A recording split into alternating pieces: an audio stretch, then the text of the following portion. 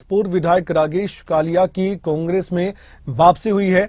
विधानसभा चुनाव के वक्त उन्होंने बीजेपी का दामन थामा था, लेकिन अब उनकी वापसी हो रही है। गगरेट से कांग्रेस उम्मीदवार हो सकते हैं कालिया, ऐसा बताया जा रहा है। हिमाचल कांग्रेस प्रभारी राजीव शुक्ला ने ज्वाइनिंग करवाई है कांग्रेस पार्टी में। अब इन चेहरों पर नजर डालें, जो बड़े बड़े चेहरे हैं कांग्रेस पार्टी के हिमाचल में, वो लगातार कोशिश करने की पार्टी को मजबूती प्रदान की तास्के।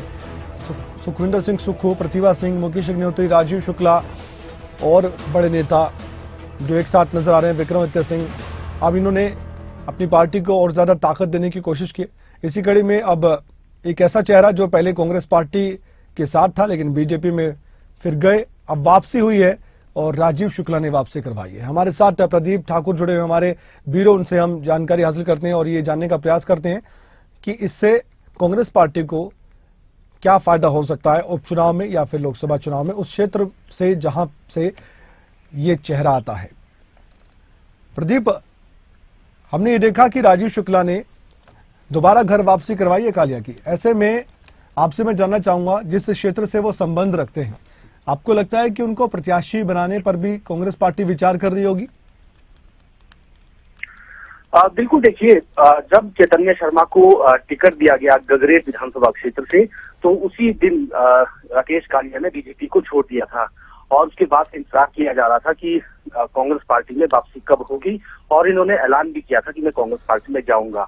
लेकिन जिस तरह से बैठकों का दौर चलता रहा और कांग्रेस पार्टी लगातार वहां पर मजबूत प्रत्याशी की तलाश कर रही है, क्योंकि कांग्रेस पार्टी से ही राकेश कालिया यहाँ गगरेट से पूर्व में भी विधायक रहे हैं। तो ऐसे में एक मजबूत प्रत्याशी कांग्रेस पार्टी को मिल गया है और संभावनाएं बहुत ज्यादा है, प्रबल संभावनाएं हैं कि इनको ही गगरेट से चुनावी मैदान में उतारा जाएगा, जो इस बार उपचुनाव हो रहे हैं।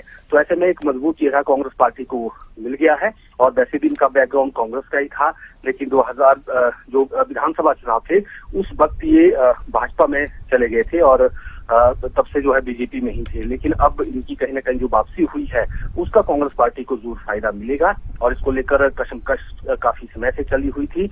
और पार्टी ने इंटरनल सर्वे भी किया विधानसभा क्षेत्र में, तो उसमें यही लगा कांग्रेस पार्टी को कि हमारे पास मजबूत प्रत्याशी केवल राकेश कालिया है, तो इनके नाम को लेकर ही चर्चाएं चल रही थी। यहाँ तक कि इनका नाम जो पार्टी के स्तर पर पैनल बनाया गया था उसमें भी हाईकमान को भेजा गया था। तो ऐसे में ऑफिशियली अब ज्वाइनिंग हो गई है और कांग्रेस पार्टी की फिर से हो गए हैं। राजीव शुक्ला जो प्रदेश प्रभारी हैं, उन्होंने पार्टी में वापसी करवाई है। तो अब ये तय है कि इनको ही यहाँ से टिकट दिया जाएगा। जी,